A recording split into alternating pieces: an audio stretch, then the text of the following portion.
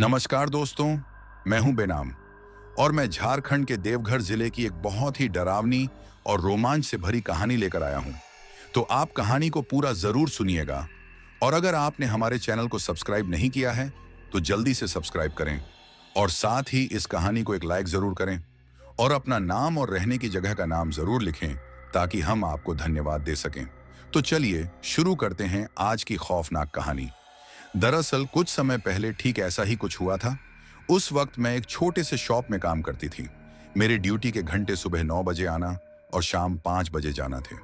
मुझे अक्सर शाम को 5 बजे ही वहां से छुट्टी मिल जाया करती थी, क्योंकि शॉप की जो मालिक हैं वे लड़कियों को अक्सर जल्दी छुट्टी दे दिया करती थी ताकि लड़कियां बिना किसी टेंशन के, बिना किसी प्रॉब्लम के आराम से अपने घर पहुंच जाएं।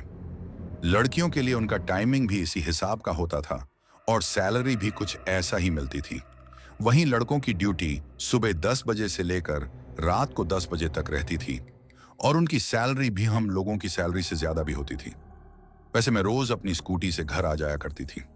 मेरा घर थोड़ी स्लाइटली साइड पर आउटसाइड में था। मेरे घर और मेरे शॉप के बीच रास्ते में एक श्मशान घाट पड़ता था। उस श्मशान घाट को लेकर लोग तरह तरह की बातें करते थे कि वहां कई बार कुछ बुरी आत्माओं को देखा गया है। पर मैं लगभग 2 साल से उस मॉल में काम कर रही थी और वहां से गुजरते वक्त मुझसे कभी ऐसा कुछ नहीं हुआ था जिससे मुझे लगे कि यहाँ कुछ गलत है। जब भी मैं वहां से गुजरती थी उस वक्त सड़क पर काफी भीड़ रहती थी, क्योंकि अधिकतर लोग अपनी जॉब से घर जा रहे होते थे और कुछ लोग शाम के वक्त मार्केट के लिए निकलते थे। ऐसे में सड़क पर लोग आते जाते रहते थे, तो शायद इसलिए मुझे डर भी नहीं लगता था। जो श्मशान था वो सड़क के बिल्कुल पास में था। वहां जो चिता जलती थी वो साफ साफ दिखाई देती थी। रोजाना उस श्मशान घाट के पास से होकर गुजरने की वजह से मेरा डर लगभग खत्म हो गया था। इसी तरह दिन रात गुजर रहे थे।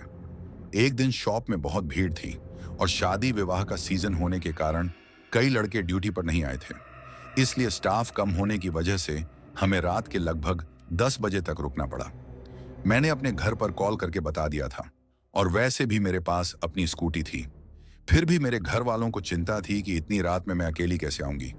मेरे घर में मेरी माँ, पापा, मेरा भाई विक्रम, मेरी भाभी और एक छोटा भतीजा था। विक्रम भी एक जॉब करते हैं, पर उनकी ड्यूटी रात की होती है। वह शाम को 7 बजे निकल जाते हैं और सुबह 7 बजे आते हैं, क्योंकि वह एक ऑफिस में नाइट गार्ड की शिफ्ट करते हैं। मेरे पापा अक्सर बीमार रहते थे और उनकी तबीयत इसलिए भी खराब रहती थी क्योंकि उन्हें टीबी की शिकायत थी। इसीलिए मुझे भी नौकरी करनी पड़ रही थी। जब से पापा की तबीयत खराब थी, भाई पर सारा घर खर्च और जिम्मेदारी आ गई थी। ऐसे में मैंने भी पापा का इलाज करवाने के साथ घर की जिम्मेदारियां भी संभाली। मेरी भाभी और माँ घर को संभालती थी। इस तरह हमारा गुजारा चलता रहा और सब कुछ हद तक ठीक ठाक चल रहा था। पर उस रात जब मुझे घर आना था, मैंने कॉल करके अपनी माँ को बता दिया। मेरी माँ मेरी बात सुनकर बहुत परेशान हो गई कि अकेली जवान लड़की इतनी रात में कैसे आएगी। मैंने उन्हें समझाया कि कुछ नहीं होगा, मैं आ ही जाऊंगी, और वैसे भी रात के 10 बजे तक सड़क पर साधन आते जाते रहते हैं, तो कोई बात नहीं है। यह कहकर मैंने अपनी माँ को शांत किया। फिर रात के 10 बजे जब शॉपिंग मॉल बंद हुआ तो मैं घर के लिए निकल पड़ी। सड़क पर कई साधन आ जा रहे थे। ये देखकर मेरा डर थोड़ा कम हुआ। मुझे भूत प्रेत से ज्यादा जिंदा इंसानों से डर लगता था। आए दिन जो घटनाएं सुनने को मिलती थीं, वे ही मुझे घबरा देती थीं। पर सड़क पर गाड़ियां और बाइकें आती जा रही थीं, जिससे डर कम हो रहा था। और वैसे भी श्मशान घाट मेरा घर से ज्यादा दूरी पर नहीं था। जब मैं उसी रास्ते से गुजर रही थी, अचानक बिना किसी चेतावनी के मेरी स्कूटी बंद हो गई। ये देखकर मैं थोड़ी परेशान हो गई। मैंने स्कूटी स्टार्ट करने की कई कोशिशें की, पर वह स्टार्ट नहीं हो रही थी। मुझे घबराहट होने लगी कि रात में मैं अकेली कैसे घर जाऊंगी। पैदल जाना मुमकिन नहीं था और कोई साधन भी आसानी से नहीं मिलेगा। भैया को कॉल किया तो उन्हें आने में कम से कम 1 घंटे का समय लग जाता। ये सोचकर मेरे दिमाग में उल्टी सीधी बातें आने लगीं और घबराहट और भी बढ़ गई। तभी एक तेज ठंडी हवा का झोंका आया। ऐसा लगा जैसे हवा ने मुझे छू कर निकल दिया हो। मैं कुछ समझ ही नहीं पा रही थी कि क्या हुआ। तभी दूर से श्मशान घाट में जलती हुई एक चिता दिखाई दी। मैंने कभी कभी दूर से चिता जलती देखी थी, पर उस समय कुछ अजीब सा लगा। हमारे यहाँ हिंदू रीति रिवाज में शाम के वक्त अंतिम संस्कार कम ही होते हैं। जो अंतिम संस्कार होते हैं उनकी चिता शाम तक शांत हो जाया करती है, पर यह रात के 10 बजे तक जल रही थी और यह देखकर मैं हैरान रह गई। मैंने सोचा शायद कोई जल्दबाजी में ऐसा कर रहा होगा। तभी मेरी निगाह उस चिता के पास बैठे एक व्यक्ति पर पड़ी।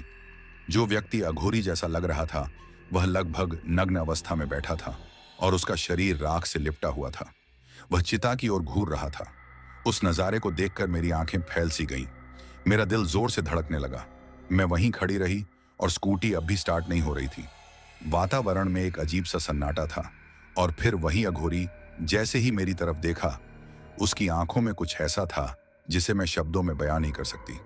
वैसे मैंने अक्सर सुना तो था कि श्मशान घाट में अघोरी रहते हैं, लेकिन इस श्मशान घाट के बारे में कभी नहीं सुना था कि यहाँ कोई अघोरी है। वो अघोरी जो बिल्कुल नग्न था, उसके एक हाथ में एक सिर था जिससे खून टपक रहा था, एक आदमी का सिर। अब यह देखकर तो मैं बहुत ज्यादा घबरा गई और उस तरफ देखते हुए बार बार स्कूटी स्टार्ट करने की कोशिश कर रही थी। वही चिता की उस आग के उजाले में वो अघोरी मुझे दिखाई दे रहा था। तभी जैसे ही उस अघोरी ने मेरी तरफ घूर कर देखा तो मैं डर गई। अंधेरे में उसकी सफेद कलर की चमकती हुई आंखें देखकर मेरे होश उड़ गए। तभी मेरी स्कूटी स्टार्ट हो गई। जैसे ही मैं वहां से जाने लगी तो मुझे एक भयानक सी हंसी अपने पीछे सुनाई दी, लेकिन घबराते हुए मैं पीछे की तरफ नहीं देखा और मैं जल्दी से अपनी स्कूटी को तेज रफ्तार में वहां से दौड़ाते हुए घर पर आ गई। मेरे तो दिल की धड़कन बढ़ गई थी। जब मैं घर पर पहुंची तो देखा कि मेरी माँ मेरा ही इंतजार कर रही थी। पापा भी जगे हुए थे। मुझे इस तरह परेशान देखकर बोले, क्या हुआ बेटा? तो मैं हड़बड़ाते हुए बोली, कुछ नहीं, थोड़ी घर आने की जल्दी थी ना, इसलिए थोड़ा घबरा गई थी। वैसे रास्ते में कोई डर नहीं था। आपको पता है ना, हमारे शहर में क्या, हर शहर में रात भर लोगों की गाड़ियां चलती हैं। ऐसे में सड़क पर कोई डर नहीं था।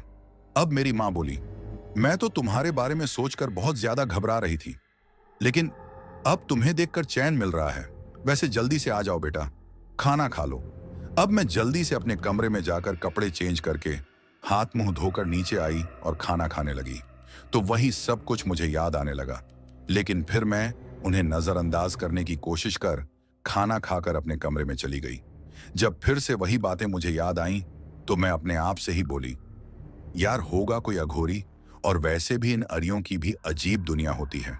मुझे इससे क्या मतलब है, और वो हंसने की आवाज मेरे मन का भ्रम है और कुछ नहीं। ये सोचते हुए मैं इस बात को नजरअंदाज करके सोने के लिए लेट गई थी। वैसे भी बहुत ज्यादा थक गई थी, जिसकी वजह से कुछ ही देर में मुझे नींद आ गई। जब मैं सो रही थी तो मुझे कुछ अजीब अजीब सी आवाजें अपने कानों में सुनाई देने लगी। ये सुनकर पहले तो नींद में होने की वजह से मैंने इन्हें नजरअंदाज करने की कोशिश की, लेकिन जब वे आवाजें बार बार सुनाई दे रही थीं और वह अघोरी मेरे शरीर को हल्के हाथों से सहला रहा था और मेरे गालों से सहलाते हुए मेरे प्राइवेट पार्ट तक पहुंच गया और मुझे भी अच्छा लग रहा था, तो मैंने भी नींद में होने की वजह से सहलाने दिया।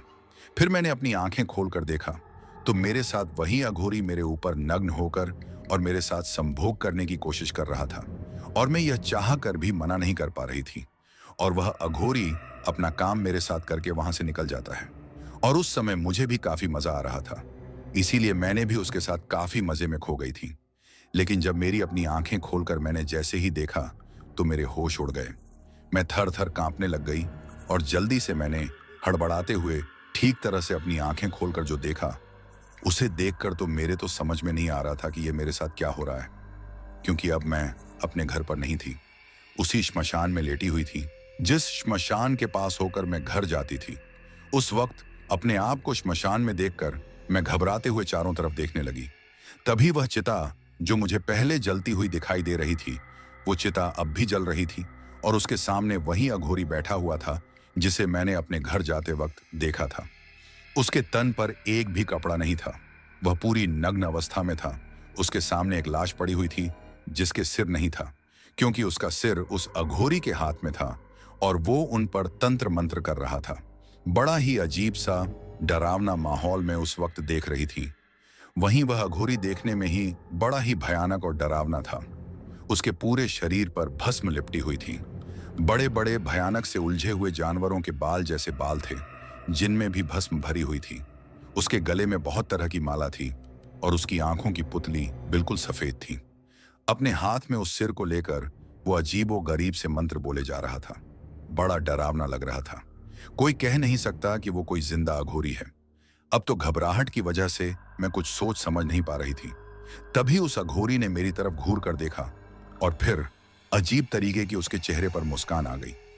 उस वक्त ऐसा लग रहा था जैसे मैं तो कोई जिंदा भूत बनी खड़ी ये सब कुछ अपनी आंखों के सामने होते हुए देख रही थी, लेकिन कुछ बोल नहीं पा रही थी क्योंकि मेरे तो जैसे दिमाग ने ही काम करना छोड़ दिया था।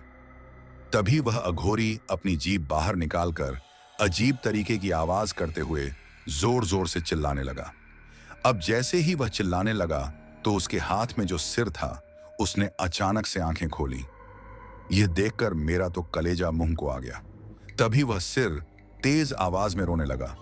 उसकी आवाज बड़ी ही भयानक और डरावनी थी, इतनी डरावनी कि जैसे किसी के प्राण ही निकल जाए। वही वो अघोरी उस सिर को हाथ में लेकर जो सामने लाश पड़ी हुई थी उसके चारों तरफ भागते हुए चक्कर लगाने लगा, जिसकी वजह से वह सिर और तेज आवाज में रोने लगा। वही जो सामने धड़ पड़ा हुआ था वो कांपते हुए तड़पने लगा था। अपनी आंखों के सामने यह सब कुछ होते हुए देखकर मुझे तो ऐसा लग रहा था कि मैं अभी बेहोश हो जाऊंगी। बस घबराते हुए कांपते हुए उस अघोरी की तरफ देखे जा रही थी। तभी वह अघोरी अजीब तरीके से चिल्लाते हुए मेरी तरफ बढ़ने लगा। तो यह देखकर मेरे तो होश उड़ गए। मैं घबराते हुए वहां से भागना चाहती थी, लेकिन जैसे मेरे हाथ पैर तो जकड़ गए थे। मैं अपने हाथ पैरों को हिला भी नहीं पा रही थी। जिस डरावनी घटना की वजह से मैं इतनी ज्यादा सहम गई थी कि घबराकर वहीं बेहोश हो गई। जब होश आया तो खुद को अपने कमरे में पाया। यह देखकर मैं पूरी तरह हैरान रह गई कि आखिर ऐसा कैसे हो सकता है। अभी तो कुछ देर पहले मैं उस श्मशान घाट में थी, तो फिर अचानक यहां कैसे आ गई? और सबसे बड़ी बात, मैं पहले उस श्मशान घाट तक पहुंची ही कैसे? कुछ भी मेरी समझ में नहीं आ रहा था। दिमाग में हजारों सवाल एक साथ घूम रहे थे। ऐसा लग रहा था जैसे मेरा दिमाग फट जाएगा। ऊपर से सिर में भयानक दर्द भी शुरू हो गया था। तभी मेरी नजर दरवाजे पर गई। कमरे का दरवाजा अंदर से बंद था, खिड़कियां भी मजबूती से जड़ी हुई थीं। तो फिर सवाल यह था कि अगर सब कुछ अंदर से बंद है तो मैं वहां श्मशान में कैसे पहुंची और वापस यहां कैसे लौट आई? और उस अघोरी ने जो मेरे साथ किया, मेरे शरीर को पूरी तरह जोशीला बनाया। मुझे ऐसा लग रहा था कि सच में मेरे साथ कोई सच है, ये सब कर रहा है और मैं भी उसके साथ पूरा साथ दे रही हूं। ये सोचते सोचते मैंने घड़ी देखी। रात के लगभग 3 बज रहे थे। अब तो मैं और ज्यादा कांपने लगी थी। अपने आप से बोली, शायद ये सब मैंने सपना देखा होगा। आखिर मैं श्मशान घाट में क्यों जाऊंगी? और कमरे का दरवाजा भी तो अंदर से बंद है। यही सोचकर खुद को समझाने की कोशिश करने लगी, लेकिन जो कुछ मैंने देखा था वह इतना डरावना और भयानक था कि उसकी वजह से मेरी आंखों से नींद गायब हो गई थी। नींद लाने की कोशिश में मैं इधर उधर करवटें बदलती रही, मन ही मन भगवान का नाम जपते हुए। आखिरकार कुछ देर बाद मेरी आंख लग गई। सुबह उठी तो रात की सारी बातें याद आईं। खुद से बोली, कुछ नहीं, बस डरावना सपना था। ये कहकर मैंने उस बात को नजरअंदाज करने की कोशिश की और रोज की तरह तैयार होकर ड्यूटी पर निकल गई। दिन भर काम में इतनी व्यस्त रही कि वक्त कैसे निकल गया पता ही नहीं चला। अजीब बात यह थी कि दिन भर मुझे रात की घटनाएं याद ही नहीं आईं, लेकिन जब शाम को मैं घर लौट रही थी तो अचानक मेरी नजर उसी श्मशान घाट की ओर चली गई। वहां वही अघोरी दिखा, बिल्कुल उसी तरह बैठा हुआ। उसके सामने एक चिता थी और उसके हाथ में एक कटा हुआ सिर था, और वह अघोरी नग्न अवस्था में भी है। उसका प्राइवेट पार्ट देखकर मेरे तो होश उड़ गए। उस वक्त सड़क पर काफी भीड़ थी, इसलिए ज्यादा सोचे बिना मैं जल्दी जल्दी स्कूटी से घर की ओर निकल गई। लेकिन तभी मेरे कानों में एक भयानक अजीब सी आवाज गूंजने लगी। मैं डर से कांप गई। झट से पीछे मुड़कर देखा तो वहां कोई नहीं था। भगवान का नाम लेकर मैंने स्कूटी की रफ्तार और तेज कर दी और जल्द ही घर पहुंच गई। हालांकि डर अब भी बाकी था, लेकिन खुद को समझाते हुए बोली, होगा कोई अघोरी, मुझे इन सब से क्या मतलब? ये सोचकर कपड़े बदलकर नीचे गई। माँ, बाबूजी और भाभी से थोड़ी बातें की। भाभी ने खाना परोसा।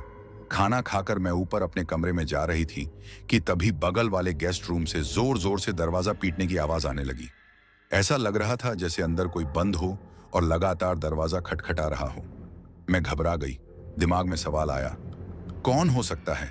भाभी और विक्रम तो नीचे हैं, माँ बाबूजी भी नीचे ही बैठे हैं, तो फिर ये कौन है? आवाज इतनी जोरदार थी जैसे दरवाजे अभी टूट पड़ेंगे। मैंने मन ही मन सोचा, कहीं ऐसा तो नहीं कि किसी ने गलती से कोई बिल्ली या कुत्ते को अंदर बंद कर दिया हो। घबराते हुए मैंने धीरे से दरवाजा खोला, लेकिन जैसे ही दरवाजा खुला, अंदर से एक भयानक हाथ बाहर आया और मेरे गले को जकड़ लिया। वह हाथ बड़ा ही डरावना था, जगह जगह से कटा फटा, लंबे और नुकीले नाखूनों वाला। सिर्फ हाथ दिखाई दे रहा था, पूरा शरीर गायब था। यह देखकर मेरी रूह कांप उठी। वह हाथ मेरा गला दबाने लगा, मेरी सांसें रुकने लगी। मैं न तो चीख पा रही थी और न ही खुद को छुड़ा पा रही थी। ऐसा लग रहा था जैसे अब मेरी जान खत्म हो जाएगी। इसी बीच अचानक मुझे मां की आहट सुनाई दी। तभी उस हाथ ने मेरा गला छोड़ दिया और जोरदार आवाज के साथ दरवाजा अंदर से बंद हो गया। मैं वहीं जमीन पर गिरकर हांफती रह गई। तभी मां दौड़ती हुई मेरे पास आई और घबराकर बोली, क्या हुआ बेटा? मैं डर के मारे कुछ कह ही नहीं पाई। मां ने फिर पूछा, तुम यहां कैसे गिर गई? मैंने मां की ओर देखा और सोचा, क्या इन्हें सब बता दूं? नहीं, अगर बताऊंगी तो मां और ज्यादा डर जाएंगी। चुप रहना ही ठीक है, मां बोली। बिल्कुल बच्चों जैसी हो, फिसल कर गिर गई होगी। ये कहकर उन्होंने मुझे संभाला और कमरे में ले जाकर बिस्तर पर बैठाया। फिर बोली, पानी लेकर आई हूं। ये कहते हुए उन्होंने टेबल पर जग रख दिया और मेरे पास बैठ गई। फिर चिंता जताते हुए बोली, क्या हुआ बेटा? परेशान लग रही हो, काम ज्यादा है क्या? मैंने घबराहट छुपाते हुए कहा, मां, आप तो जानती ही हो, थोड़ा थकान तो हो ही जाता है। आजकल शादी ब्याह ज्यादा हैं, इसलिए मॉल में भीड़ बहुत रहती है, उसी वजह से थकान हो गई होगी, और कुछ नहीं।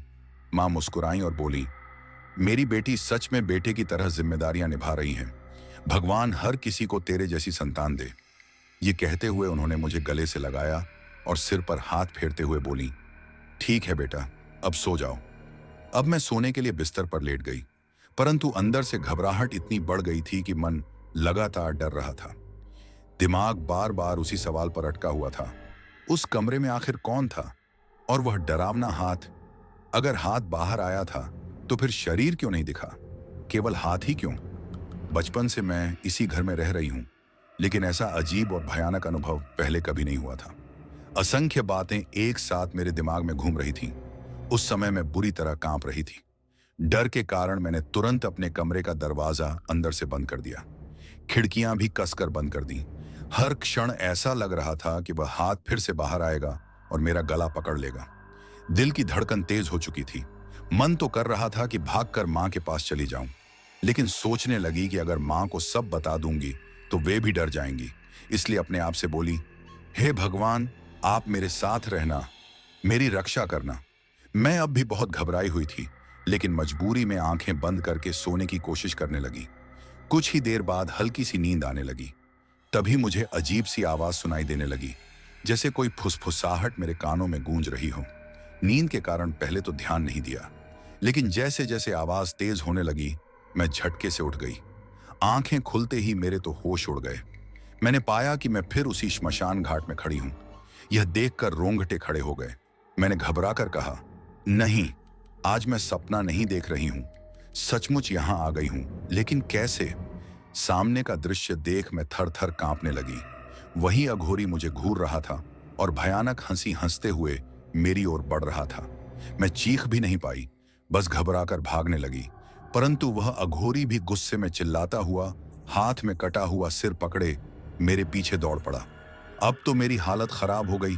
ऐसा लग रहा था जैसे वह मुझे जिंदा नहीं छोड़ेगा। पागलों की तरह भागते हुए अचानक मैं ठोकर खाकर गिर गई। तभी वह अघोरी मेरे पास पहुंच गया। डर से मेरी आंखें अपने आप बंद हो गईं और जोर से चीख निकल गई। लेकिन अगले ही पल मुझे ऐसा महसूस हुआ कि वहां कोई नहीं है। चारों ओर सन्नाटा छाया हुआ था। यह देखकर मैं चौंक गई। घबराते हुए धीरे धीरे आंखें खोली तो पाया कि मैं अपने ही कमरे में हूं। अब मैं बुरी तरह हिल गई थी। अभी कुछ देर पहले तो मैं वहां भाग रही थी और अब अचानक अपने कमरे में। यह कैसे हो सकता है?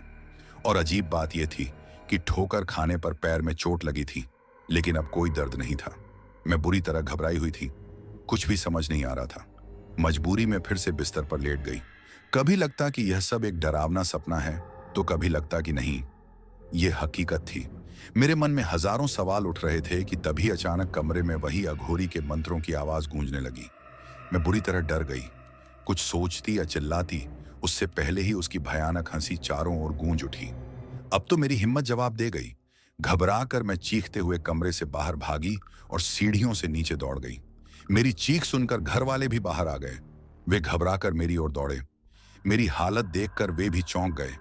माँ ने तुरंत पूछा, क्या हुआ बेटा? तुम इतनी डरी हुई क्यों हो? बताओ ना, आखिर हुआ क्या है? लेकिन मैं कांप रही थी और शब्द गले में अटक गए। दिल की धड़कन इतनी तेज थी कि सांस लेना मुश्किल हो रहा था। तभी भाभी पानी लेकर आई। बड़ी मुश्किल से मैंने कांपते हुए कुछ घूंट पिए, लेकिन उस वक्त भी मेरे कानों में उसी अघोरी की भयानक हंसी गूंज रही थी। मेरी हालत देखकर घर वालों को लगा कि शायद मैंने कोई बुरा सपना देखा है। उन्होंने मुझे समझाने और तसल्ली देने की कोशिश की, परंतु घबराते हुए मैंने आखिरकार सारी बातें बता दी। ये सुनकर उनके भी होश उड़ गए। पहले तो उन्होंने सोचा कि मैं सपना बता रही हूं, लेकिन जब मैंने जोर देकर कहा कि यह सब हकीकत में हुआ है, तब वे भी सोच में पड़ गए। पापा ने मुझे शांत करने की कोशिश की और बोले, बेटा घबराओ मत, कुछ नहीं होगा।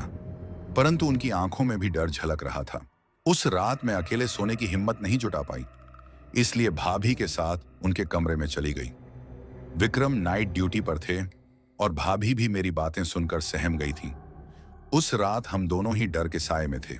ऐसे में मम्मी भी हमारे पास आ गई और हमें सोने के लिए कहने लगी।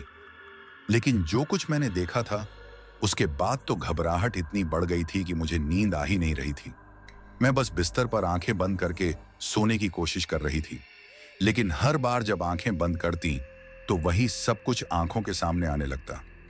ऐसा महसूस हो रहा था मानो अगर मैं सो गई तो फिर से उस श्मशान घाट में पहुंच जाऊंगी। ये सोचते ही दिल की धड़कन तेज हो जाती और मैं भगवान को याद करने लगती। आखिरकार घबराहट में ही मैं सो गई। अगली सुबह होते ही मैं अपने जॉब पर न जाकर मम्मी और पापा के साथ झारखंड के देवघर जिले में रहने वाले एक पंडित जी के पास गई। कहा जाता था कि उन्हें इन सब चीजों का गहरा ज्ञान था और वे न जाने कितने लोगों को बुरी शक्तियों से छुटकारा दिला चुके थे। बहुत विद्वान थे। वेद, पुराण और शास्त्रों का अद्भुत ज्ञान था और कई सिद्धियां उन्होंने प्राप्त की हुई थी। मेरे पापा और मम्मी मुझे वहां लेकर पहुंचे। जब हम मंदिर पहुंचे तो पंडित जी वहीं बैठे हुए थे। पहली ही नजर में मुझे देखकर वो बोले, इस पर किसी बुरी आत्मा का साया है। ये सुनते ही मेरे पापा और मम्मी एक दूसरे की तरफ घबराकर देखने लगे। पंडित जी ने हमें बैठने का इशारा किया। हम सब चुपचाप बैठ गए। मेरे पापा ने हाथ जोड़कर कहा, महाराज कुछ कीजिए, बच्ची बहुत ज्यादा घबराई हुई है, पता नहीं इसके साथ क्या हो रहा है। पंडित जी ने मेरी तरफ देखा और मुझे चावल के कुछ दाने दिए। फिर बोले, बिना हिले डुले चुपचाप आंखें बंद करके बैठ जाओ। मैं बिल्कुल वैसे ही बैठ गई। तभी उन्होंने अपना हाथ मेरे सिर पर रखा और आंखें बंद कर लीं। कुछ देर बाद उन्होंने जब आंखें खोलीं तो मुझे भी आंखें खोलने के लिए कहा। मैंने आंखें खोली और उनकी तरफ देखा। उनके चेहरे का भाव देखकर ही मेरे रोंगटे खड़े हो गए। उन्होंने जो बताया वह अब तक मेरे साथ हुई घटनाओं से भी कहीं ज्यादा डरावना था। इतना डरावना कि कोई भी सुनकर कांप उठे। उन्होंने कहा, जो अघोरी श्मशान घाट में दिखाई देता है वह कुछ साल पहले कहीं से आकर यहां बस गया था। पहले तो वह श्मशान में ही साधना करता था और लोग उसका सम्मान भी करते थे। इसीलिए चमन चाहता था कि उसकी परेशानियां खत्म हो जाएं। उसे तंत्र मंत्र और अघोर विद्या सीखने का बहुत शौक था। वह अक्सर उस अघोरी के पास आता और उसकी सेवा करता। धीरे धीरे वह मानने लगा कि अघोरी के पास उसकी हर समस्या का हल है। उसका सबसे बड़ा दुख यही था कि उसकी पत्नी मां नहीं बन पा रही थी। एक दिन उसने यह बात अघोरी को बताई। अघोरी ने उसे भरोसा दिलाया, तेरे घर संतान जरूर होगी, बस अपनी पत्नी को यहां ले आ या मुझे अपने घर ले जा। अगले दिन ही चमन अपनी पत्नी को लेकर वहां पहुंच गया। उस समय अघोरी ने मरे हुए जानवर की खाल ओढ़ रखी थी। पूरा शरीर श्मशान की राख से लिपटा था। बालों में राख भरी थी और हाथ में त्रिशूल था। लेकिन जैसे ही उसने चमन की पत्नी को देखा, उसकी नीयत खराब हो गई, क्योंकि चमन की पत्नी बेहद खूबसूरत थी। सादगी में भी वह किसी अप्सरा जैसी लग रही थी। कहा जाता है कि सच्चा अघोरी दुनिया के ऐशो आराम से परे होता है, लेकिन यह अघोरी अलग था। उसके मन में पाप और वासना भरी थी। वह उस औरत के साथ संभोग करना चाहता था। उसकी जवानी पूरी तरह से निचोड़ने की पूरी कोशिश करता था। उसने चमन से कहा, अपनी पत्नी को आज रात श्मशान घाट में लेकर आना। उस पर किसी ने काला जादू कर रखा है। इसी कारण वह मां नहीं बन पा रही और घर में तंगी बनी हुई है। मैं उसका उपाय कर दूंगा। चमन ने आंख मूंद कर उस पर विश्वास कर लिया, पर उसे नहीं पता था कि उसका यह अंधा भरोसा उसे कितनी बड़ी मुसीबत में डाल देगा। उसी रात चमन अपनी पत्नी को लेकर श्मशान पहुंच गया। पत्नी जाना नहीं चाहती थी, मगर चमन उसे जबरदस्ती ले आया। वहां पहुंचकर उन्होंने देखा कि एक बुझी हुई चिता के सामने वही अघोरी बैठा हुआ था। दृश्य बेहद भयानक था। वहां का नजारा भयावह था। चारों ओर जली हुई चिताओं की राख बिखरी पड़ी थी।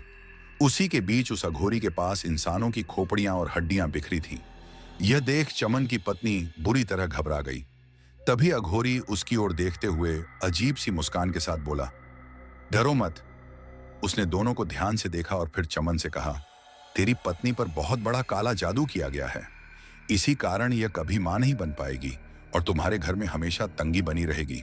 अभी तो शुरुआत है, आगे और भी बुरा हो सकता है। फिर बोला, इस काले जादू को काटने के लिए बड़े तंत्र मंत्र और सिद्धियों का प्रयोग करना होगा, जो मैं करूंगा। पर इसके लिए तुम्हें अभी घर वापस जाना होगा। यह सुनकर चमन हैरानी से बोला, मैं तो। अघोरी ने बीच में ही कहा, हाँ, अगर तुम यहां रुके तो ये काली शक्तियां तुम्हें अपनी गिरफ्त में ले लेंगी। तुम्हारी जान भी जा सकती है। इतना कहकर उसने चमन को वापस भेज दिया और सुबह आने के लिए कहा। चमन की पत्नी घबराई हुई थी। वह रात में श्मशान में अकेले उस अघोरी के पास नहीं रुकना चाहती थी, लेकिन चमन ने समझाया कि यही सब उनकी परेशानियों को दूर करेगा। उसके इनकार के बावजूद वह जबरदस्ती उसे वहीं छोड़ गया। असल में उस वक्त अघोरी ने अपने तंत्र मंत्र से चमन का दिमाग अपने काबू में कर लिया था। चमन वही कर रहा था जो वह चाहता था, और इस बात का एहसास न चमन को था न ही उसकी पत्नी को। अघोरी ने दोनों को प्रसाद दिया। चमन को कुछ प्रसाद देकर घर भेज दिया और पत्नी को वहीं रोक लिया। घर आकर चमन बेचैन था। पत्नी की चिंता उसे खाई जा रही थी, मगर उसने अघोरी का दिया प्रसाद खा लिया और कुछ ही देर में गहरी नींद में डूब गया। उधर श्मशान में उसकी पत्नी को भी प्रसाद खिलाया गया। नशीले प्रसाद के असर से वह बेहोशी में चली गई। उसे कुछ भी होश न रहा कि आगे क्या होने वाला है। यही देखकर अघोरी के चेहरे पर दुष्ट मुस्कान फैल गई। वह उसकी देह पर वासना की आग बुझाना चाहता था। उसने एक एक करके उसके कपड़े उतार दिए। पत्नी के रूप को देखकर वह पागल हो गया। सारी रात उसकी देह से खेलता रहा। कभी उसके प्राइवेट पार्ट में अपनी उंगली डालता, तो कभी उसको अपनी जीभ से सहलाता, कभी उसके साथ संभोग भी करता। यही नहीं, असल बात है कि उस औरत के साथ में पूरी तरह से हावी होकर उसके जिस्म को निचोड़ रहा था। करीब रात के 3 बजे जब पत्नी को होश आया तो अपनी हालत देख उसके पैरों तले जमीन खिसक गई। उसने देखा कि उसके शरीर पर एक भी कपड़ा नहीं है और अघोरी भी नग्न अवस्था में बैठा हुआ है और अपने प्राइवेट पार्ट को सहला रहा था। उसे तुरंत समझ आ गया कि उसके साथ क्या हुआ है। वह रोने लगी। अघोरी ने उसे समझाने की कोशिश की, कुछ गलत नहीं हुआ, यह सब तंत्र मंत्र की विधि है। काला जादू तभी हटेगा जब शरीर से वस्त्र हटाए जाएं। लेकिन औरत का दिल सब महसूस कर लेता है। पत्नी को पूरी तरह एहसास था कि उसके साथ गलत हुआ है। अब अघोरी ने उसे धमकाना शुरू कर दिया। बोला, अगर किसी को बताया तो तेरे परिवार को खत्म कर दूंगा, पर चिंता मत कर, तेरी संतान जरूर होगी। रोज यहां आना होगा और मेरे साथ मेरी हर रात रंगीन करना होगा। मैं जितनी बार चाहूं तुझे मेरे साथ संबंध बनाना होगा। वह रोती बिलखती घर लौटी। वहां पति को गहरी नींद में पाया। उसने जगाकर सब कुछ बता दिया, लेकिन चमन, जो पहले से ही अंधविश्वास में डूबा था और अघोरी के वश में था, उसकी बातों पर यकीन न कर सका। वह पत्नी को ही डांटने लगा, अघोरी बाबा महान हैं, उन पर शक मत कर, वरना हम बर्बाद हो जाएंगे। पत्नी ने बहुत समझाने की कोशिश की, मगर चमन नहीं माना। अगली सुबह वह फिर अघोरी के पास गया। बाबा ने उसे और भरोसा दिलाया, तेरी पत्नी पर बहुत बड़ा काला जादू है, धीरे धीरे यह हटेगा। फिर आदेश दिया, आज रात भी अपनी पत्नी को लेकर आना। रात को चमन जबरदस्ती पत्नी को लेकर आया। पत्नी ने विरोध किया, लेकिन इस बार चमन ने उस पर हाथ भी उठा दिया। मजबूरी में उसे आना पड़ा। वह गांव की सीधी साधी औरत थी, शहर की चालाकियों और रहस्यों से अनजान, मगर जो उसके साथ हो रहा था वह उसे सहन करना मुश्किल हो रहा था। उसका जिस्म पूरी तरह दर्द से बेकाबू हो रहा था। उसके पास एक बार भी संबंध बनाने की क्षमता नहीं थी, लेकिन अघोरी 3-3 बार संबंध बना रहा था। श्मशान में फिर वही क्रम दोहराया गया। अघोरी ने दोनों को प्रसाद दिया, चमन को घर भेज दिया और पत्नी को वहीं रोक लिया। प्रसाद में नशा मिला था। जैसे ही उसने खाया, होश खो बैठी और वहीं सब कुछ दोहराया गया। ऐसे 10 दिन बीत गए। हर रात यही होता। चमन रोज पत्नी को श्मशान ले जाता और खुद नशीले प्रसाद के असर से घर जाकर बेहोश हो जाता। लेकिन एक दिन ऐसा आया जब चमन पत्नी को श्मशान छोड़कर लौट रहा था, तो उसने ध्यान दिया कि इस बार अघोरी का दिया प्रसाद उसने खाया ही नहीं था। चमन धीरे धीरे घर की ओर लौट रहा था कि अचानक उसने सड़क किनारे बैठे एक छोटे से भूखे प्यासे पिल्ले को देखा। उसे दया आ गई और उसने अघोरी का दिया हुआ प्रसाद उसी पिल्ले को खिला दिया। घर पहुंचकर वह सोने की कोशिश करने लगा, लेकिन उस रात उसे ठीक से नींद नहीं आई। सुबह जल्दी ही उसकी आंख खुल गई। उसे अंदाजा नहीं था कि अब तक जो भी गहरी नींद और बेहोशी उस पर छा जाती थी, उसका कारण वही नशीला प्रसाद था। सुबह जब वह उठा तो सोचा, आज तक तो पत्नी सुबह तक घर लौट आती थी, शायद आज भी आ रही होगी। क्यों ना मैं ही उसे लेने चला जाऊं। बिना वक्त गवाए वह सीधा श्मशान घाट की ओर निकल पड़ा। रास्ते में उसे एक पुराने पेड़ के नीचे टूटी फूटी गणेश जी की मूर्ति दिखाई दी। वह मूर्ति वहां इसीलिए रख दी गई थी क्योंकि वह खंडित हो चुकी थी। चमन का मन श्रद्धा से भर उठा। उसने मूर्ति के सामने जाकर हाथ जोड़ दिए और प्रार्थना करने लगा। जैसे ही उसने ऐसा किया, अघोरी का उस पर किया मानसिक नियंत्रण अचानक टूट गया। उसके दिमाग से वह असर हट गया। उसी पल उसे एहसास हुआ कि उसने अब तक क्या क्या कर दिया है। घबराकर सोचने लगा, मैं अपनी पत्नी को रोज उस अघोरी के पास क्यों छोड़ता रहा? कहीं पत्नी की बातें सच तो नहीं थीं? यही सोचकर वह भागता हुआ श्मशान में जा पहुंचा। वहां का दृश्य देख उसका खून खौल उठा। सामने वही अघोरी पूरी तरह निर्वस्त्र, उसकी पत्नी बेहोशी में जमीन पर पड़ी हुई और वह उसकी देह पर अपनी हवस मिटा रहा था, उसके साथ संभोग कर रहा है। गुस्से से कांपते हुए चमन का मन हुआ कि तुरंत उसका अंत कर दे, लेकिन उसने सोचा कि सीधा मुकाबला करना आसान नहीं होगा। फिर भी वह यह सब अपनी आंखों के सामने बर्दाश्त नहीं कर सकता था। उसने इधर उधर देखा और चिता की लकड़ियों के ढेर में से एक मोटी लकड़ी उठा ली। उसने पीछे से अघोरी पर जोरदार वार किया। 3-4 बार लगातार प्रहार किए। अचानक हुए हमले से अघोरी संभल भी न सका।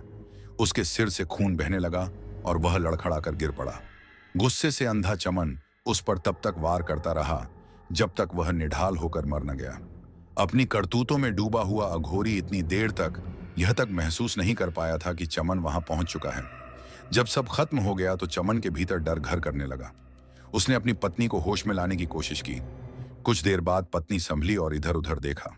सामने अघोरी की लाश और पास में खड़ा रोता हुआ चमन। चमन ने पत्नी से माफी मांगते हुए सब कुछ बता दिया। पत्नी सन्न रह गई। अब दोनों के सामने नई चिंता थी। अगर किसी ने यह लाश देख ली तो पुलिस केस हो जाएगा। आखिरकार उन्होंने फैसला किया कि लाश को ठिकाने लगाना ही सही होगा। श्मशान में पड़े औजारों, फावड़ा, कुल्हाड़ी की मदद से दोनों ने एक गड्ढा खोदा। अघोरी की लाश उसमें दबा दी और ऊपर लकड़ियां व कचरा डालकर सब ढक दिया। किसी को भनक तक न लगी। गांव वालों ने बस यही सोचा कि वह अघोरी यहां से कहीं और चला गया, पर सच कुछ और ही था। अघोरी की मौत के बाद उसकी आत्मा और भी ज्यादा डरावनी और शक्तिशाली हो गई। मृत्यु के तीसरे दिन ही उसने चमन को पकड़ लिया। निर्दयता से उसका सिर और धड़ अलग कर दिया। पास ही जलती चिता के सामने उसने धड़ को पटक दिया और हाथ में सिर उठाकर तंत्र मंत्र करने लगा ताकि और भी भयानक शक्तियां प्राप्त कर सके। चमन की मौत ने उसकी पत्नी को तोड़कर रख दिया। वह पहले ही निसंतान होने के ताने झेल रही थी। ऊपर से इस अघोरी ने उसकी मजबूरी का फायदा उठाया और अब पति भी इस दुनिया से चला गया। हताश होकर उसने भी फांसी लगाकर अपनी जान दे दी। लेकिन उस अघोरी की आत्मा को उसकी देह का स्वाद लग चुका था। अब उसे हर साल अपनी हवस बुझाने के लिए किसी नई औरत या लड़की की तलाश रहती। उसे संभोग करने की लत लग चुकी थी। जब भी कोई खूबसूरत औरत उसके रास्ते से गुजरती, वह लगातार 3 दिन तक उसे अपने भयानक रूप में दिखाई देता। जलती चिता, हाथ में सिर और सामने पड़ा धड़। यह सब औरतें डरावना सपना समझती, लेकिन सच्चाई यह थी कि वह सब वास्तविक था। और फिर 3 दिन बीतने के बाद वही अघोरी किसी औरत या लड़की को उठाकर अपने साथ ले जाता। पूरी रात वह अपनी हवस पूरी करता और उस औरत की तड़पते तड़पते मौत हो जाती, क्योंकि एक अघोरी की आत्मा की साल भर की हवस को कोई भी औरत या लड़की सहन नहीं कर पाती थी। उसके शरीर का दर्द और चीखें रात के अंधेरे में गुम हो जाती और सुबह तक उसकी लाश श्मशान घाट के बाहर फेंकी मिलती। सुबह जब लोग देखते तो लाश बिल्कुल नग्न अवस्था में पड़ी होती। शुरुआत में पुलिस को लगा कि यह किसी अपहरण और बलात्कार का मामला है। जांच हुई, कोशिशें भी हुईं, लेकिन कोई सुराग हाथ नहीं आया। धीरे धीरे केस ठंडे बस्ते में चला गया। वैसे भी वह अघोरी सिर्फ साल में एक ही बार बाहर निकलकर अपनी हवस मिटाता था, इसलिए हर घटना के बाद लोग धीरे धीरे भूल जाते। जब अगली घटना होती तो फिर वही कहानी दोहराई जाती। पुलिस आती, जांच होती और सब बेकार चला जाता। देवघर जिला बड़ा होने के कारण इस बात पर किसी ने ज्यादा ध्यान नहीं दिया। लोग इसे साधारण अपराध समझते रहे, लेकिन सच्चाई कुछ और ही थी। पंडित जी ने हमारी ओर देखा और फिर मेरी आंखों में झांकते हुए बोले, अब उस अघोरी की नजर इस पर पड़ चुकी है। परसों शनिवार की रात है, तब यह इसे उठा ले जाएगा। फिर वही होगा जो विक्रम की पत्नी के साथ हुआ था, और उसके बाद इसकी लाश श्मशान घाट के बाहर पड़ी मिलेगी। पुलिस चाहे जितनी कोशिश कर ले, आत्मा से मुकाबला करना किसी इंसान के बस में नहीं है। यह सुनकर हमारे होश उड़ गए। डर से सबकी हालत खराब हो गई। मेरी माँ रोते हुए बोली, पंडित जी, कुछ तो उपाय बताइए, मेरी बेटी को कैसे बचाऊं? कोई तो रास्ता होगा उस दुष्ट आत्मा से छुटकारा पाने का।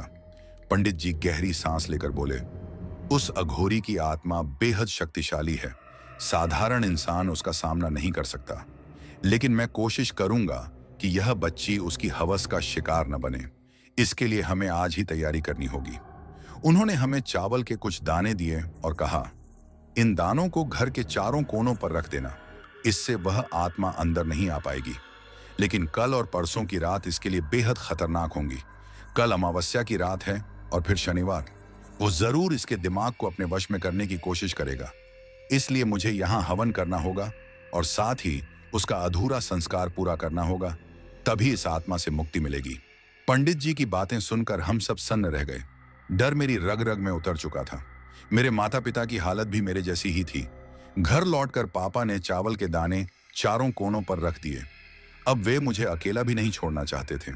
उसी बीच विक्रम भी अपनी ड्यूटी से लौट आया। सारी बातें जानकर उसकी भी हालत खराब हो गई। शाम होते होते माहौल और डरावना हो गया। माँ, पापा और विक्रम मुझे पल भर के लिए भी अकेला नहीं छोड़ रहे थे। पंडित जी भी हवन की तैयारी के लिए आ गए। जैसे ही रात का अंधेरा गहराया, हवन के मंत्रों की गूंज पूरे घर में फैल गई। तभी अचानक बाहर से भयानक चीख सुनाई दी। ऐसा लगा जैसे कोई जानवर तड़प रहा हो। हम सब सहम गए। फिर आसमान से कुछ अजीब सा उतरा और हमारे आंगन में मृत पक्षियों के झुंड गिरने लगे। उनके पंख नोचे हुए थे और उनसे खून टपक रहा था। देखते ही देखते आंगन लाल हो गया। ये सब देखकर हमारी रूह कांप उठी। तभी पंडित जी बोले, डरिए मत, यह अघोरी अपनी पूरी ताकत से इस हवन को रोकना चाहता है, लेकिन चावल के कारण वह घर के अंदर कदम नहीं रख सकता, इसलिए बाहर से डर पैदा कर रहा है। उसी वक्त ऐसा लगा जैसे पड़ोसी बाहर से आवाज दे रहे हों, लेकिन पंडित जी ने हमें रोका। अगर कोई भी बाहर गया तो उसकी आत्मा उसी के शरीर में घुस जाएगी और वह इस घर में आ जाएगा। फिर उसे काबू करना नामुमकिन हो जाएगा। यह कहते हुए मेरी ओर देखते हुए पंडित जी बोले, इसकी जान बचाना हमारे लिए आसान नहीं बल्कि नामुमकिन है, इसलिए कोई भी बाहर कदम न रखे। यह सुनते ही सबके चेहरे पर डर साफ झलक गया और कोई भी बाहर नहीं गया। धीरे धीरे घर के भीतर हवन का धुआं फैल गया और पंडित जी निरंतर मंत्रोच्चारण कर रहे थे। उस समय अजीब सा सुकून महसूस हो रहा था, लेकिन घर के बाहर मानो तूफान मचा हुआ था। कभी दर्द भरी चीख सुनाई देती, कभी भयावह रोने की आवाज। वहीं मृत पक्षियों के झुंड लगातार आंगन में गिरते रहे। चारों ओर लाशें और खून फैला देखकर दिल दहल उठता था। सुबह ब्रह्म मुहूर्त यानी करीब 4 बजे हवन समाप्त हुआ। इसके बाद पंडित जी ने अपने शिष्यों को, जो उनके पास शास्त्रीय विद्या सीखते थे, तुरंत बुला लिया। सभी लोग साथ लेकर वे श्मशान घाट की ओर निकल पड़े। जाते जाते उन्होंने हमें चेतावनी दी, जब तक हम वापस न लौटें कोई घर से बाहर न निकले और इसे कभी अकेला मत छोड़ना, क्योंकि खतरा अभी टला नहीं है। इतना कहकर वे रवाना हो गए। उनके जाते ही बाहर का माहौल और भी डरावना हो गया। आंधी तूफान ने जैसे सब कुछ हिला डाला। हमें डर लगने लगा कि कहीं अनर्थ न हो जाए। घबराकर हम सब घर छोड़कर पास के मंदिर में जा बैठे। थोड़ी देर बाद माहौल शांत हो गया। करीब 3 घंटे बाद पंडित जी और उनके लोग लौट आए। सब थके हारे दिख रहे थे, पर उन्हें देखते ही हमारी जान में जान आई। वरना यह डर सताए जा रहा था कि कहीं वह अघोरी किसी की बलि न ले ले। जब घर वालों ने उनसे पूछा कि वहां क्या हुआ, तो जो उन्होंने बताया वह सुनकर रोंगटे खड़े हो गए। उन्होंने कहा, हमें पहले से एहसास था कि यह आत्मा बेहद भयानक है, इसलिए उस स्थान को खोदने से पहले चारों कोनों पर नारियल रखा और चारों ओर मंत्र पूजित चावल के दाने बिखेर दिए, ताकि यदि उसकी आत्मा निकलने की कोशिश करे तो नारियल में कैद हो जाए या फिर चावल के घेरे से बाहर न जा सके। जैसे ही यह प्रक्रिया शुरू की गई, आंधी तूफान और अजीब चीखें गूंजने लगी। स्पष्ट था कि आत्मा उन्हें रोकने की कोशिश कर रही थी। सब लोग मिलकर गायत्री मंत्र का जाप करने लगे और वातावरण धीरे धीरे शांत होने लगा। इसके बाद कब्र खोदी जाने लगी। कुछ ही गहराई पर अजीब ध्वनियां निकलने लगी, पर वे अनुभवी थे, डर के बावजूद खुद को संभाले रहे। फिर अचानक एक कंकाल नजर आया। वह कंकाल उठ खड़ा हुआ और भयानक चीख के साथ सबको डराने लगा। जैसे ही उसने बाहर निकलने की कोशिश की, वह नारियल और चावल की वजह से रोक दिया गया। वह जोर जोर से चिल्ला रहा था और अपनी पूरी ताकत झोंक रहा था। पंडित जी और उनके लोग लगातार चावल के दाने फेंकते रहे और मंत्र पढ़ते रहे। जैसे जैसे दाने कंकाल से टकराते, उसका शरीर जलने लगता और वह पीड़ा से चिल्लाता। फिर गुस्से में वह सबकी ओर झपटा। उस दृश्य को देखकर लगा कि इसे हराना असंभव है, पर तभी पंडित जी बोले, ऐसी दुष्ट आत्मा को केवल भोलेनाथ ही काबू कर सकते हैं। सबने मिलकर भोलेनाथ के मंत्र का जाप करना शुरू कर दिया और चावल फेंकते रहे। धीरे धीरे कंकाल जलने लगा और वह जमीन पर गिर पड़ा। फिर भी उसके अंदर काली शक्ति विद्यमान थी और सबको यह एहसास हो गया कि इस अघोरी का अंत तभी संभव है जब उसके कंकाल को पूरी तरह भस्म कर दिया जाए। अंतिम संस्कार करना जरूरी था, इसलिए मैंने भगवान भोलेनाथ का स्मरण करते हुए उस आत्मा को मजबूर कर दिया कि वह पास ही रखी चिता पर चला जाए। जैसे ही वह चिता के नजदीक पहुंचा, तुरंत उस पर अग्नि प्रज्वलित कर दी गई। उसकी भयानक चीखें और तड़प इतनी भयावह थीं कि रोंगटे खड़े हो गए। कुछ ही देर में उसका शरीर राख में बदल चुका था और वातावरण बिल्कुल शांत हो गया। उसके बाद पंडित जी ने उस राख को एक लोटे में भर लिया। उन्होंने हमें दिखाते हुए कहा, अब हम सबको झारखंड के देवघर जिले से हरिद्वार जाना होगा, ताकि इस राख को गंगा में प्रवाहित किया जा सके और इस आत्मा को हमेशा के लिए मुक्ति मिले। यह सुनते ही मेरे होश उड़ गए और मैं कुछ भी बोल ना पाई। फिर हम सब लोग मिलकर उसी रात हरिद्वार के लिए रवाना हो गए। पूरे रास्ते वह लौटा पंडित जी के हाथों में था, लेकिन अजीब बात यह थी कि लोटे के भीतर से लगातार दर्द भरी चीखें और चिल्लाहट सुनाई देती रहीं, मानो वह आत्मा अब भी जीवित हो। पंडित जी ने हमें समझाते हुए कहा, अभी इसका शरीर तो जला दिया गया है, पर इसकी आत्मा तब तक चैन नहीं पाएगी जब तक इसकी राख गंगा में नहीं बहाई जाती। उन्होंने यह भी बताया कि असली अघोरी कभी भी किसी को नुकसान नहीं पहुंचाते। वे लोग तो केवल भगवान की भक्ति और साधना में डूबे रहते हैं। लेकिन यह इंसान जिसे लोग अघोरी समझ बैठे थे, दरअसल पापी और हवसी था। इसीलिए इसका अंत एक साधारण मनुष्य की तरह होना ही उचित था। हरिद्वार पहुंचने से पहले ही भीड़ की वजह से हमारी गाड़ी रोक दी गई। जैसे ही हम नीचे उतरे, अचानक जोरदार आवाज के साथ लौटा पंडित जी के हाथ से छूटकर सड़क पर गिर गया और अपने आप लुढ़कते हुए भागने लगा। हम सब हैरान रह गए और उसे पकड़ने की कोशिश करने लगे, लेकिन वह हाथ ही नहीं आ रहा था। तभी पंडित जी ने आंखें बंद कर मंत्रोच्चारण शुरू किया। कुछ ही क्षणों में लौटा वहीं ठहर गया। पंडित जी ने उसके ऊपर गंगा जल छिड़का और उसे कसकर पकड़ लिया। उन्होंने गंभीर स्वर में कहा, तेरी आत्मा को शांत करना जरूरी है, वरना तू न जाने कितनी मासूम बेटियों और औरतों को अपनी हवस का शिकार बनाएगा। जैसे ही उन्होंने यह कहा, लोटे के भीतर से दर्दनाक चीखें गूंज उठीं। ऐसा लग रहा था जैसे कोई जंगली जानवर पिंजरे में कैद होकर तड़प रहा हो। चारों ओर सिहरन फैल गई। इसके बाद हम सब हर की पौड़ी पहुंचे। वहां पहुंचते ही पंडित जी ने मंत्रोच्चारण करते हुए पूरा लोटा गंगा जी में उड़ेल दिया। उसी क्षण एक भयानक चीख आकाश में गूंजी और फिर सब कुछ शांत हो गया। अब शायद उस आत्मा को भी शांति मिल चुकी थी। पंडित जी ने मेरी ओर देखते हुए कहा, बेटा, अब डरने की जरूरत नहीं। वह अघोरी अब किसी को परेशान नहीं करेगा। तेरी जान और इज्जत अब सुरक्षित है। यह सुनकर मेरी आंखों से आंसू बह निकले और मैं पंडित जी के चरणों में झुक गई। उसके बाद हमने गंगा स्नान किया, मंदिर में दर्शन किए और वापस लौट आए। हालांकि मन में कहीं ना कहीं डर बाकी था, लेकिन हरिद्वार जाकर जो आत्मिक शांति मिली उसने मुझे नया जीवन दिया। कुछ दिन तक रात में अनजाने डर से नींद टूट जाती थी, पर समय बीतने के साथ वह भय धीरे धीरे कम होने लगा। मैंने उस घटना के बाद अपनी पुरानी नौकरी छोड़ दी, क्योंकि श्मशान घाट का ख्याल आते ही रूह कांप जाती थी। फिर मैंने अपने घर के पास एक प्राइवेट स्कूल में पढ़ाना शुरू कर दिया, जहां सिर्फ दिन की ड्यूटी थी। अब घर वालों को भी मेरी चिंता नहीं रही। कुछ समय बाद मेरा विवाह विक्रम के सहयोग से तय हो गया। अब मैं अपने पति और परिवार के साथ सुखी जीवन जी रही हूं। परंतु उस भयानक घटना की याद आज भी मन को विचलित कर देती है। जब भी मैं अकेली होती हूं, उन क्षणों की याद आते ही शरीर सिहर उठता है। कभी कभी सपनों में वही दृश्य फिर से सामने आ जाता है। आज भी सोचती हूं कि हमारे समाज में कुछ लोग अघोरी जैसे पवित्र शब्द को कलंकित करते हैं और ढोंग कर मासूमों को परेशान करते हैं, जबकि सच्चे अघोरी तो मानवता और भक्ति का प्रतीक होते हैं।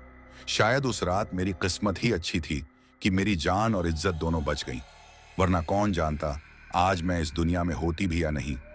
सच कहूं तो पंडित जी ने मुझे एक नई जिंदगी दी। तो दोस्तों, यह थी आज की कहानी। आपको कैसी लगी? कमेंट करके जरूर बताइए। अगर आपने अभी तक चैनल सब्सक्राइब नहीं किया है तो कृपया तुरंत सब्सक्राइब कर लीजिए। आपका यह छोटा सा सहयोग मेरे लिए बहुत मायने रखता है।